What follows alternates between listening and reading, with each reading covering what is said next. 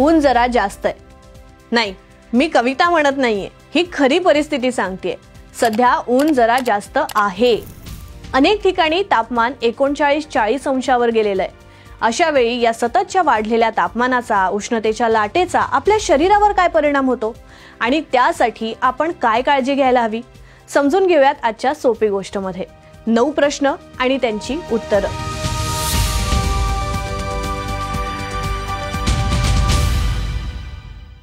भारतीय हवामान विभागानुसार समुद्र किनाऱ्याजवळच्या प्रदेशात सलग 2 दिवस 37 अंश सेल्सिअस पेक्षा जास्त कमाल तापमान नोंदवलं गेलं किंवा सलग 2 दिवस तापमानात नेहमीपेक्षा 4.5 अंशांहून अधिक वाढ झाली तर उष्णतेची लाट आल्याचं मानलं जातं.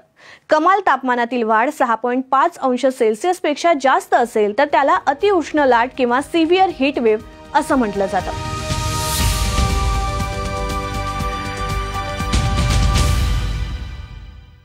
मानवी शरीराचं सामान्य तापमान 37-38 सेल्सिअस असतं. जागतिक आरोग्य संघटनेनुसार मानवी शरीराभोवती हवेचं तापमान 18 ते 24 सेल्सिअस असतं. तापमान 39-40 सेल्सिअस पर्यंत पोहोचलं की आपला मेंदू स्नायूंना काम थांबवण्याचे किंवा आहे त्या परिस्थितीत स्नायू शांत करण्याचे संदेश पाठवतो आणि त्यामुळे शरीराला थकवा येतो. बाहेरचं तापमान वाढतं तेव्हा आपलं शरीर आतली उष्णता बाहेर फेकायला लागतं आणि या प्रक्रियेमुळे आपल्या त्वचेच्या दिशेनं रक्तप्रवाह वाढतो. शरीरातून घाम बाहेर पडू लागतो. या घामाचं बाष्पीभवन होतं आणि त्यानं शरीर थंड होतं. दुसरीकडे शरीर जेव्हा तापत असतं तेव्हा रक्तपेशी प्रसरण पावतात. त्यानं रक्तदाब कमी होतो. परिणामी शरीरभर रक्त पोहोचवण्यासाठी हृदयाला अधिक श्रम घ्यावे लागतात. याचा परिणाम म्हणून खाजरं पुरळ उठणं, पावलं सुजणं अशा गोष्टी घडत असतात. तापमान 40 अंशाच्या पुढे गेल्यावर सनबर्न होण्याची शक्यता असते. सतत घाम आल्यानं शरीरातलं पाण्याचं, द्रवाचं, सॉल्ट, सोडियम, पोटॅशियम याचं प्रमाण कमी होतं आणि त्याचेही परिणाम शरीरावर होतात.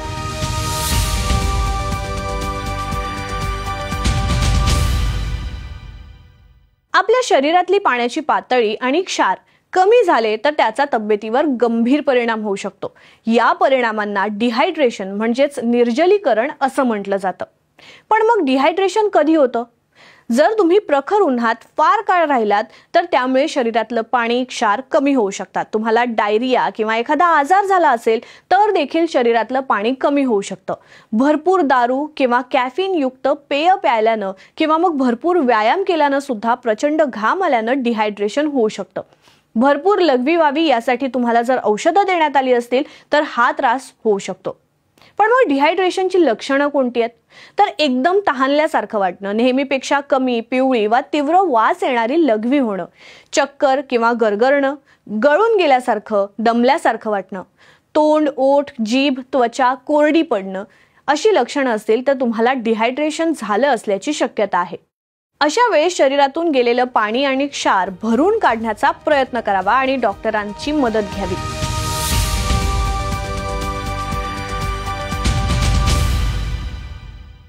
भूक न लागणं, चक्कर येणं, गोंधळल्यासारखं वाटणं, पायांमध्ये गोळे येणं, स्नायू दुखणं, डोकेदुखी, दरदरून घाम फुटणं, थकवा, रक्तदाब खूप कमी झाल्यास हृदयविकाराचा धोका असू शकतो.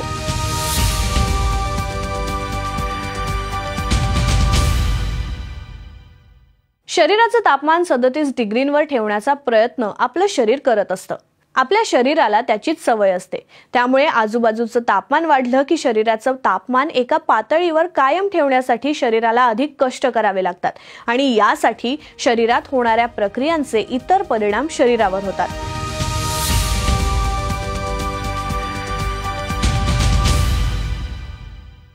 कडाक्याच्या उन्हात काम केल्यानं किंवा शरीरात उष्णता निर्माण झाल्यानं त्रास होऊ लागल्यास त्यातला एक गंभीर प्रकार म्हणजे उष्माघात. उष्माघातामध्ये काय होतं की मेंदूवर सुजन येऊ शकते किंवा लिव्हरवर सूज येऊ शकते आणि पेशंट असंबद्ध बोलायला लागतो. शरीराचं टेम्परेचर 104 ते 106 डिग्रीपर्यंत वाढतं आणि हे जर व्यवस्थित मॅनेज केलं नाही तर याच्यामध्ये पेशंट मृत्युमुखी पडण्याचा देखील धोका अतिशय जास्त असतो. त्यामुळे आपल्याला या तिन्ही गोष्टीची जाणीव करून घेणं गरजेचं असतं. हीट क्रॅम्प आणि हीट एक्झॉशन म्हणजे उष्णतेमुळे येणारे स्नायूचे पेटके आणि उष्णतेमुळे येणारा थकवा, या 2 गोष्टीमध्ये आपल्याला सिम्पटम ओळखून त्या पेशंटला त्वरित वैद्यकीय उपचार करणं गरजेचं असतं. आणि जर यावर जर आपण उपचार केले नाही तर त्या व्यक्तीला उष्माघाताचा त्रास होऊ शकतो आणि ती अतिशय गंभीर आणि गुंतागुंतीची वैद्यकीय आपत्कालीन परिस्थिती आहे. बाहेरचं तापमान खूप वाढलं की शरीरातील थर्मोरेग्युलेशन बिघडतं, शरीरातील क्षार आणि पाण्याचं प्रमाण कमी होतं. याला सनस्ट्रोक किंवा हीट स्ट्रोक असंही म्हटलं जातं. उष्माघात जीवघेणा ठरू शकतो. चक्कर, उलट्या, मळमळणं, शरीराचं तापमान वाढणं, पोटात कळ येणं, शरीरातलं पाण्याचं प्रमाण कमी होणं ही सगळी उष्माघाताची लक्षणं असू शकतात. अशा वेळी तात्काळ डॉक्टरांशी संपर्क साधा. दरम्यान या व्यक्तीला थंड, सावलीच्या ठिकाणी पाय थोडे उंचावून झोपवा. ओल्या कपड्यानं अंग पुसून घ्या. या व्यक्तीच्या डोक्यावर पाणी घाला आणि शरीराचं तापमान कमी करण्याचा प्रयत्न करा. या व्यक्तीला लिंबू सरबत वा ORS, मीठ साखरेचं मिश्रण असणारं पाणी द्या.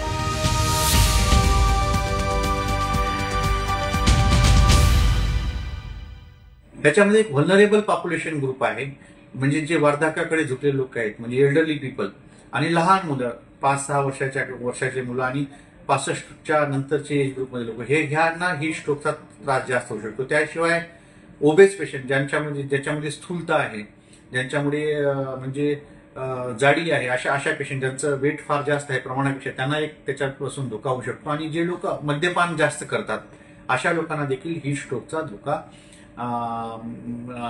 निर्माण होऊ शकतो. पण मग उन्हाळ्यात एकूणच काय काळजी घ्यायला हवी? तर दुपारी 12 ते 3 या काळात बाहेर पडणं, बाहेर जाणं टाळावं. तापमान जास्त असताना बाहेर असाल तर थकवणाऱ्या क्रिया किंवा हालचाली करू नका.